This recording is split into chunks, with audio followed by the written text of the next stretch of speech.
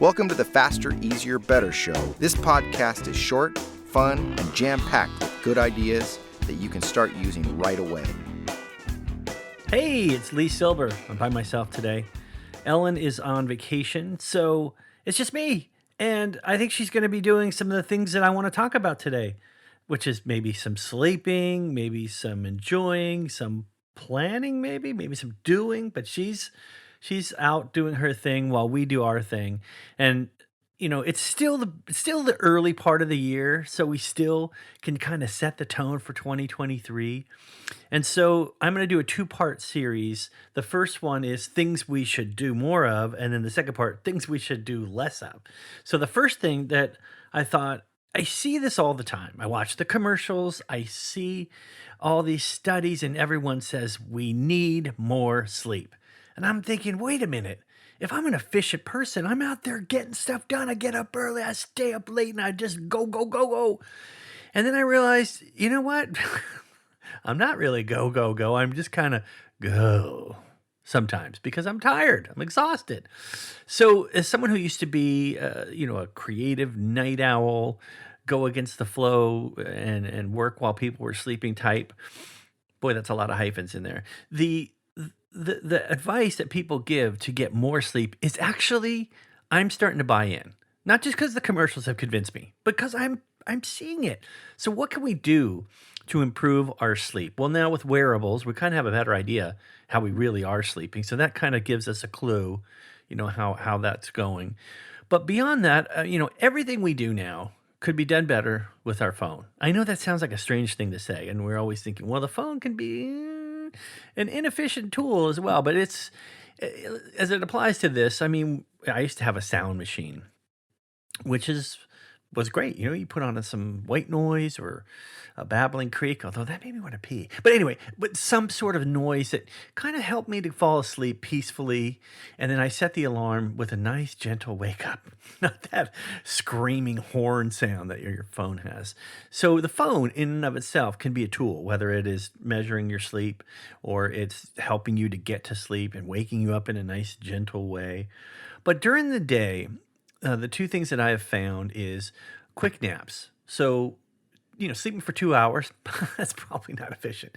But a quick power nap really re-energizes you. And also, I've switched to working standing up a little bit more than I used to. So, in addition to, because the minute I sit down, let's be honest, I'm half asleep. You get comfortable and, you just, yeah. So, that's why you get those glasses you can wear that have the eyes that are open on them. So you're sleeping, but nobody knows. So the first thing that in 2023, I'm buying in more sleep.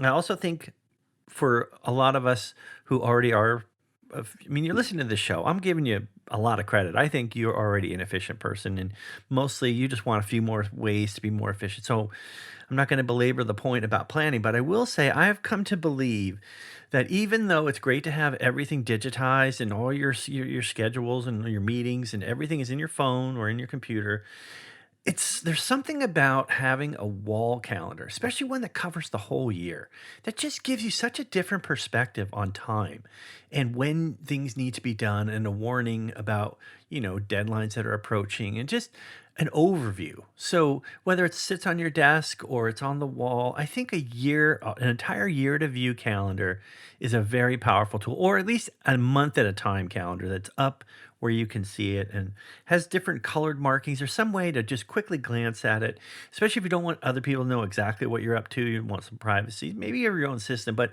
when you glance at it, okay, I'm coming into my prime time. I got to get going on that. And you put it where you can see it. The other thing I would say for 2023, the third thing, so it's sleep, plan, do is the third thing. And just getting to do more, I'm finding that collaboration is the key. And so sometimes on my own, I procrastinate. But if I have somebody that I'm working with, the energy and the synergy is great, but it also is the accountability as well. And then the last thing that I would say for 2023 is to just have more enjoyment and appreciation for things. Um, I don't want to sound preachy, but my mom passed away this month, about 10 days ago. It just makes you think, it just kind of puts things into perspective. And so I started writing down three things a day that I'm just appreciative of and for, and trying to find the positive in some things. And, it's a simple thing. It doesn't take much time, but it has had a positive effect on the way I see things. And sometimes that's your reality is the way you see it. So it helps me to, notice some of the things that I used to take for granted.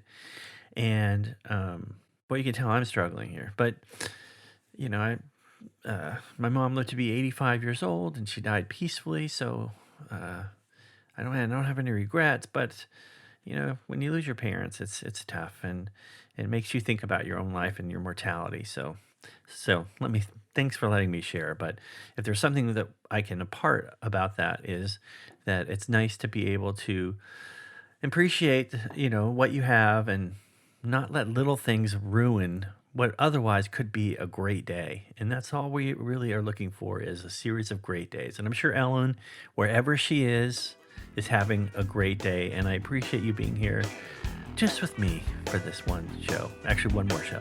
So enjoy yourself. Thanks for being here, and I'll see you next time.